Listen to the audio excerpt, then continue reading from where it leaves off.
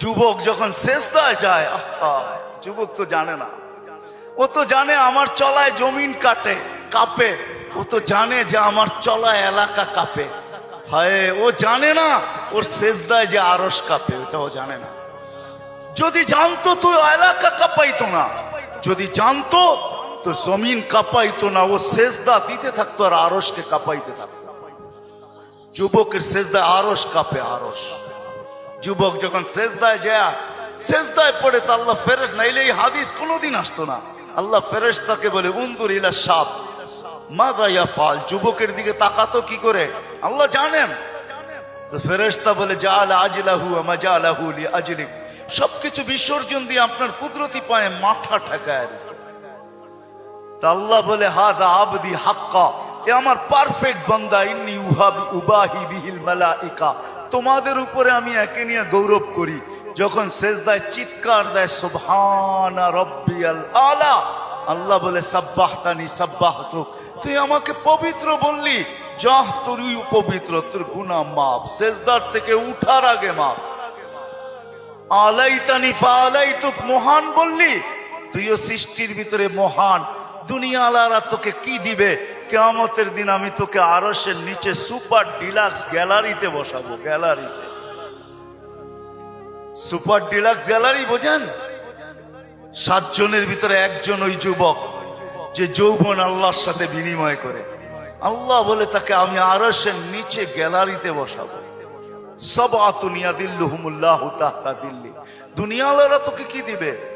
দুনিয়াওয়ালারা অতক্ষণ দিবে যতক্ষণ স্বার্থ আছে। হইতে পারে স্বার্থ শেষ তো তোমার এতিম বাচ্চা, তোমার দুধের শিশুকেও এতিম করতে দুনিয়াওয়ালারা দ্বিধা করবে না, দ্বিধা করবে না। তোমার নববধূকে বিধবা বানাইতে দুনিয়াওয়ালারা দ্বিধা করবে না। অতদিন তুমি চামচ, যতদিন তুমি বোঝেন। রাগ হয়ে গেলেন? যুবক পায়ে হাত রাখি, মাপ চাই তোমাদের কাছে। অতদিন তুমি দুনিয়াওয়ালাদের কাছে দাম পাবে যতদিন তুমি চামচ হবে, চামচ। আল্লাহ বলে আমার কাছে দাম ভিন্ন, সত্য এটি। এই জন্য আসেন আজকের মজলিস থেকে ওয়াদা করে উঠি যে আজকের থেকে ভাববো যে আমি যে কোনো মুহূর্তে যেতে পারি। আমি বাবাইতে চাই, এই জন্য আমার কাছে পিছনে একটা প্রমাণ আছে। এই উম্মত যদি ভাবতে ভাবতে কোনো দিক দিশা না দেখে, আর যদি মাথায় হাত উঠায়া দিয়া চিৎকার দেয় আল্লাহ, কোনো দিকেই তো দেখি না, নিজেকে কি ধ্বংস করে ফেললাম? এটা মুখ দিয়া উচ্চারণ করতে দেরি, আল্লাহ ঘোষণা দিতে দেরি করেন না। ফালাম্মা তায়াক্কানতা বিল বাওয়ার ওয়া যানানতা আন্নাকা মিন আহলিন নার মানাহতু ইলাইকা রিদওয়ানি ওয়াল্লাইতু ইলাইকা গুফরানি ওয়া কুলতু লাকা লা তাহসান গফারতু লাকা যুনুবা ওয়াল আওসার ওয়া লিআজলিকা সাম্মাইতু নাফসিয়াল আজিজুল গফফার। আল্লাহ বলে তুই চিৎকার দিতে দেরি, আমি রেজার চাদর দিয়ে তোকে ডাকতে দেরি করি না, মাগফিরাতে ডুবাইতে দেরি করি না। তুই অনুভব করিস না, তোর পিঠে হাত রাখা আমি বলতে থাকি চিন্তা করিস না, গুনাহ খাতা মাফ করে দিলাম, তোর জন্যই তো আমি আজিজুল গফফার। এই জন্য চিন্তা করাইতে চাইতেছি। আসেন আজকের থেকে একটু চিন্তা করি যে আমি প্রস্তুত কতটুকু, প্রস্তুতি কতটুকু। এটার জন্যই আল্লাহওয়ালাদের সোহবত লাগবে, এটার জন্যই হক্কানি আলেমদের সং স্পর্শ লাগবে। মেরে দোস্ত, চোখের পর্দা একদিন খোলা যাবে। যদিও আজকে আমরা নিশাগ্রস্ত, কোরআনই বলে ওয়াতারান নাসা সুকারা, আজকে সবাই আমরা নিশাগ্রস্তের মতো। যুবক যৌবনের নিশায়, নারী নারীত্বের নিশায়, পুরুষ পুরুষত্বের নিশায়, বাড়িওয়ালা বাড়ির নিশায়, দোকানওয়ালা দোকানের নিশায়, হাটওয়ালা হাটের নিশায়, ঘাটওয়ালা ঘাটের নিশায়, রোডওয়ালা রোডের নিশায়, অফিসওয়ালা অফিসের নিশায়, আদালতওয়ালা আদালতের নিশায়। প্রত্যেক ব্যক্তি কসম খোদার আমরা নিশাগ্রস্ত, যার কারণে অনুভব হয় না কিছু। ঘোর একদিন কাটবে, খোদার কসম কাটবে। মালাকুল মউত হাত রাখতে দেরি, নিশার ঘোর কাটতে দেরি হবে না। নিশার ঘোর কেটে যাবে, আমাদের নিশার ঘোর কেটে যাবে। কবি শুধু শুধু বলে নাই ফাসাউফা তারা ইদান কাশাফাল গুবারু আফারসুন তাহতা রিজলিকা আম হিমার। কোরআনও এক জায়গায় বলতেছে তুমি অতি সত্বর দেখবে, অতি সত্বর তুমি দেখবে, বেশি দূরে না। তারাউনাহু বাঈদা ওয়া নারাহু কারিবা। আল্লাহ বলে ভাবতেছো তুমি অনেক দূরে, না না, আমরা দেখতেছি তোমার নাকের ডগায় চলে আসছে, তোমার দুয়ারে চলে আসছে। এই জন্যই আল্লাহর রাসূল দয়ার নবী সতর্ক করছেন উম্মতকে, আসবাহতা ফালা তানতাযিরিল মাসা, সকাল মিলল তো দুপুরের অপেক্ষা করো, বিকালের অপেক্ষা করো না। বিকাল মিলল তো সকালের অপেক্ষা করো না। এই জন্য আসেন, আল্লাহ ওয়ালাদের সোহবত লাগবে,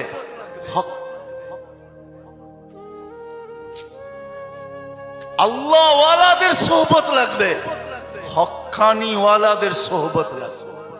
এদের সোহবতে যাবে যখন, সোহবত লাগবে, পরিবেশ লাগবে।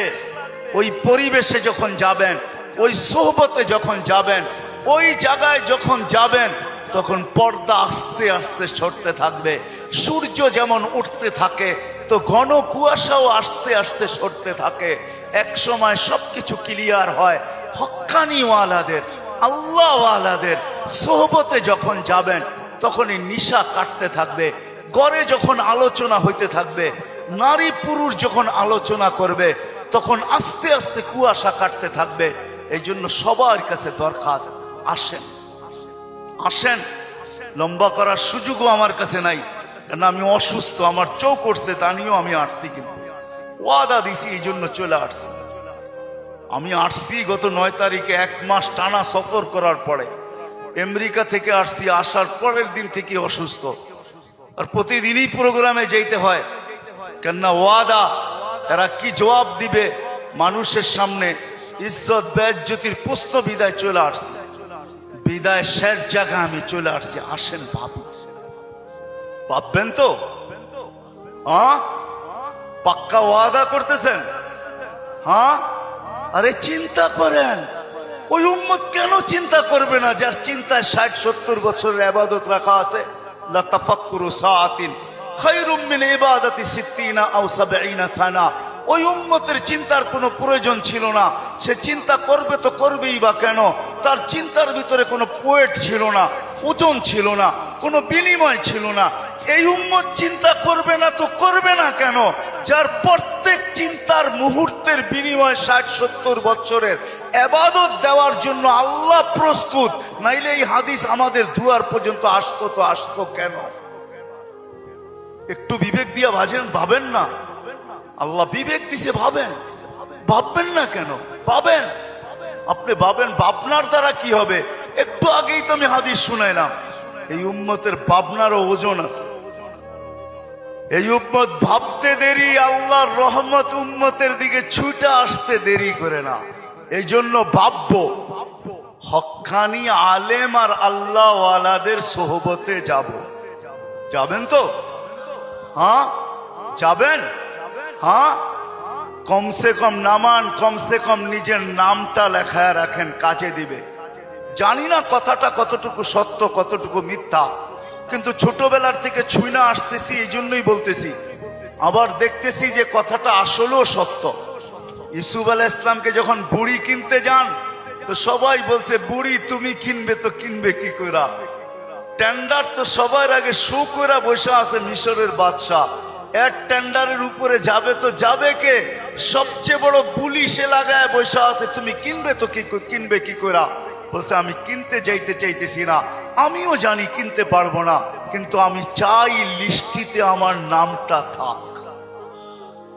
কিয়ামতের দিন যদি লিস্টি খোলা হয় যে ইউসুফের ক্রেতা কে কে ছিল, আমার নামটাও যেন আসে। সত্য এটাই, কিয়ামতের দিন হক্কানি আল্লাহ ওয়ালাদের, ওলামাদের লিস্টিও খোলা হবে। লিস্টি যদি খোলা না হইতো তাহলে এই কথা আমার কাছে কোনোদিন পৌঁছতো না। এই উম্মতকে আল্লাহ ডাইরেক্ট জাহান্নামে পাঠাবেন না, ফয়সালা হয়ে গেল পাঠাবেন না, ডাইরেক্ট পাঠাবেন না। অন্য উম্মত ফয়সালা হবে সিধা জাহান্নামে, এই উম্মত যাবে না। এই উম্মতকে আল্লাহ এক জায়গায় নিয়ে জড়ো করবে। জড়ো করা বোঝেন তো? একত্রিত করবে। ওই জায়গায় নিয়ে করবে যেই জায়গা দিয়ে আলেমরা জান্নাতে যাবে। যখন আলেমরা ওইখান দিয়ে অতিক্রম করবে তো আল্লাহ পুরা মজমাকে বলবে, কে কাকে চিনো, কাল লিস্টিতে কার নাম আছে, তাড়াতাড়ি ধরো, চলা কিন্তু গেল। তো যায়া ধরবে, হযরত আপনার লিস্টিতে তো আমার নাম আছে, আপনাকে তো আমি চিনি, মহব্বত ছিল, ভালোবাসা ছিল, আসা যাওয়া ছিল, উঠা বসা ছিল, চলাফেরা ছিল, খাওয়া লওয়া ছিল, আর শুনেও আসতেছি আপনারা সুপারিশের অধিকার পাইছেন, আল্লাহ আপনাদের সুপারিশ কবুল করবে, আমাদের ফয়সালা জাহান্নাম হয়ে গেছে, একটু যদি হাত উঠায়া দিতেন হয়তো নিষ্কৃতি পাওয়া যেতাম। তো আলেমরা দেখবে যে ঠিক কিনা তার কথা, ওইখানে আল্লাহ প্রমাণিত করবে প্রজেক্টরের ভিতরে, দেখতে সে যা বলবে ওটা সত্যায়িত হইতে থাকবে। তারপরে আলেমরা সম্মিলিতভাবে আল্লাহকে বলবে, আল্লাহ আমরা জান্নাতে যাব না। তা আল্লাহ বলবে, কেন যাবে না? এরা সবই তো আমগো লিস্টির মানুষ, সবই তো পরিচিত, এরা দুযোগে চলে যাবে আর আমরা জান্নাতে চলে যাব। রাসূলুল্লাহ সাল্লাল্লাহু আলাইহি ওয়াসাল্লামকে মুখ দেখাবো তো দেখাবো কি? যাব না। বলছে কেন, কখন যাবে? এদেরকে দিলে যাব। তা আল্লাহর রহমত জোশ আসবে, আল্লাহ বলবে যে যাকে চিনো নিয়ে চলে যাও, এটার নামই সুপারিশ। এই জন্য বলি কমসে কম নামটা রাখেন লেখা, জান সম্পর্ক জোড়েন আল্লাহওয়ালাদের কাছে, আর বলেন হুজুর আমার নামটা একটু লেখা রাখেন, যে আপনার সাথে আমার সম্পর্ক লেখা রাখেন। চড়বেন তো, নাইলে আমি এত লম্বা কথা বলতাম না। আর তিথি হইল আজকের থেকে কোনোদিন নামাজ ছাড়বো না, ওয়াদা কিন্তু পাক্কা। যেইখানে থাকি, যেই অবস্থায় থাকি, যেইখানেই থাকি ওইখানেই দাঁড়ায় যাবে। দুনিয়ার কিছু নামাজ আছে, এক নামাজে জান্নাত আছে। হ্যাঁ হ্যাঁ আছে, হুজুরকে জিজ্ঞেস করেন। পাহাড়ের চূড়ায় আজানের আওয়াজ গেছে, ওইখানেই দাঁড়ায় গেছে আল্লাহু আকবার। চূড়ার নামাজ তাকে জান্নাত দিবে, জান্নাত। হ্যাঁ, ক্ষেতের ভিতরে আছে, ক্ষেতের আইল বলেন আর লাইল বলেন আর যেটাই বলেন, ক্ষেতের ভিতরে আছে, আজানের আওয়াজ আসছে, ওইখানেই আতাইলের ভিতরে বলেন আর লাইলের ভিতরে বলেন আর আইলের ভিতরে বলেন, গামছা বিছাইছে আর আল্লাহু আকবার। মালিক তুই বড়, আমার ক্ষেত বড় না। অফিসে আছে, কাজ করতে করতে ছুটার রাস্তা নাই, চেয়ারের পাশেই দাঁড়ায় গেছে আল্লাহু আকবার।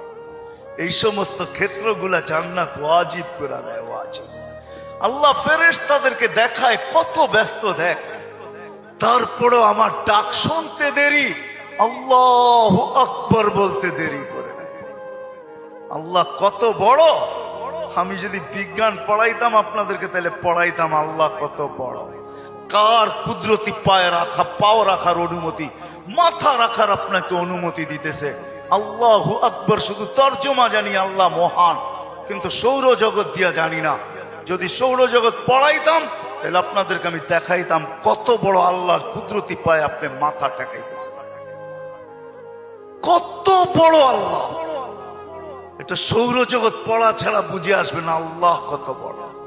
সৃষ্টি পড়া ছাড়া বুঝে আসবে না আল্লাহ কত বড়। উর্দু জগৎ পড়া ছাড়া বুঝে আসবে না আল্লাহ কত বড়। তখন আল্লাহ বড় বলবেন, কিন্তু দিয়া বলবেন, কিন্তু দোকান। আল্লাহ বড় মানি, কিন্তু দোকান কার কাছে রেখা যাব, অফিস কার কাছে রেখা যাব, ক্ষেত খামার কার কাছে রেখা যাব, কিন্তু বলবেন। আর যদি আল্লাহকে চিনার মতো চিনেন, তাহলে ওই সাহাবীর মতো বলবেন, নামাজে ব্যথা, নামাজে প্রতিবন্ধক। পাখি বাগানের ভিতরে ফরফর করতেছে, নামাজের ধ্যান ছুটা গেছে। ঘন বাগান ছিল, খেজুরের বাগান, তো পাখি ফরফর করতে যায়, নামাজের থেকে ধ্যান ওইদিকে সরা গেছে। সালাম ফিরাইতে দেরি, বাগান সৎকা করতে দেরি করে না। সৎকা থাকবে না বাঁশ, বাজবে না বাঁশি, থাকবি না তুই, ফরফর হবে না, আমার নামাজের ধ্যানও নষ্ট হবে না। আমি তো আল্লাহু আকবারের সামনে। আল্লাহকে যদি চিনে তাহলে ওই আবু দাহদার মতো হয়। এক খেজুর গাছ, 600 খেজুর গাছের বাগান, এক খেজুর গাছের বিনিময় আল্লাহ রসুল ওয়াদা করছে এক সাহাবীর সাথে যে খেজুরের মালিক থেকে তোকে বাগান গাছ নিয়ে দিব, কিন্তু ও ছিল মুনাফেক। বলছে খেজুরের গাছ আমাকে দে, তোকে আমি জান্নাতে বাগান নিয়ে দিব। কইয়া রসুল আল্লাহ, আমার ছেলে সন্তান এই খেজুরের গাছের খেজুর খুব পছন্দ করে, এটা ছাড়া যা চাইতেন তাইলে দিতাম, এটা দিব না। আবু দাহদা পাশে দাঁড়ায়া শুনতেছিল, তো বলছে ইয়া রাসূল আল্লাহ, কানে কানে আমি নিয়া দিলে দিবেন? অবশ্যই দিব, কেননা উনি মুনাফিকের রব চিনতেন। তো যা বলছে খেজুর গাছ বেচবি? আল্লাহ রসুল রে দিলাম না, তোকে কি করে দেই? কতগুলা খেজুর গাছ হইলে দিবি না, এটা কতগুলা হইলে দিবি না? তো বলে খেজুরের সিজন চলতেছে, সব গাছে খেজুর ভরা। বলছে তোমার ওই 600 বাগানের 600 খেজুর গাছের বাগানটা আছে, ওইটা দিবা? তাহলে দিয়া দিব। ডান, দিয়া দিলাম। দে খেজুর গাছ। ডন কয়া ছুটা শুরু করছে, কেননা আবু উম্মুদ দাহদা খেজুর বাগানের ভিতরে বাচ্চা কাচ্চা নিয়ে খেজুর পাহারা দিতেছিল, নিজে খেজুরের বাগানও ঢোকে নাই, বাহির থেকে দাঁড়ায় চিৎকার দিতেছে, উম্মুদ দাহদা কি হয়েছে? কয় জলদি বাহির হ, খেজুর গাছ বেচা বিক্রি হয়ে গেছে। কয় কোথায়? আল্লাহর রসুলের সাথে জান্নাতের বাগানের বিনিময়। তো ছেলে সন্তান নিয়ে মহিলা স্লোগান দিতে দিতে বাহির হইতেছে, কি? রবিহাল বাইয়া বা দাহদা, রবিহাল বাইয়া বা দাহদা। আবু দাহদা, বড় লটারি জিতা গেছিস তুই, বড় লটারি জিতা গেছিস। বাহির হয়ে চলে আসছে, 600 খেজুর গাছ দিয়া দিছে। আল্লাহর রসুলকে বলছে, ইয়া রাসূল আল্লাহ, খেজুর গাছ কিনা ফেলছি। কয় কি দিয়া কিনছিস? কয় 600 খেজুর গাছের বাগান দিয়া কিনা নিছি। আবু দাহদা, আল্লাহ তোকে এর চেয়ে 10 গুণ বড় বড় জান্নাত দিবে। আমি তোর খেজুরের বাগান দেখতেছি জান্নাতের ভিতরে। সত্য এটা। ওরা চিনছে আল্লাহু আকবার কি জিনিস, ওরা চিনছে লা ইলাহা ইল্লাল্লাহ কি জিনিস, মুহাম্মদুর রাসূলুল্লাহ কি জিনিস।